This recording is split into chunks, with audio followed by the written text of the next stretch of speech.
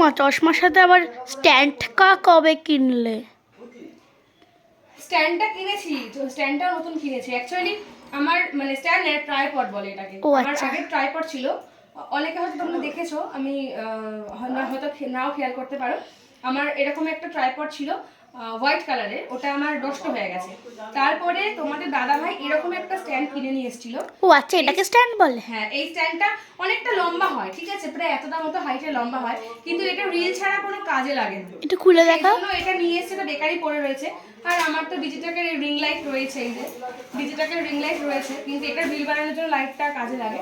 তো সেই জন্য যেহেতু আমার ট্রাইপড ছিল না, ট্রাইপড যেহেতু আমার কুকিং চ্যানেল আছে, সেখানে ভিডিও করতে লাগে, তো ট্রাইপডটা ভীষণভাবে আমার দরকার ছিল। তো সেই জন্য ট্রাইপডটা কিনে নিয়ে এসেছি। দেখো এটা অনেকটা লম্বা হয়, ছোট করে রাখা আছে, কারণ ঘরের যেহেতু জায়গাটা অনেক শর্ট, তো সেই জন্য ছোট করে রাখা আছে এটা আর কি।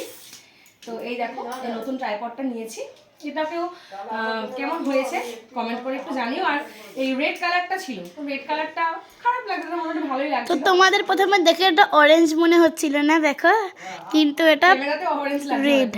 হ্যাঁ, এটা অনেকটা লম্বা হয়। হ্যাঁ, তো মানে অনেকটা লম্বা হয়, কি বলবো, এটা এখন শর্ট করা রয়েছে।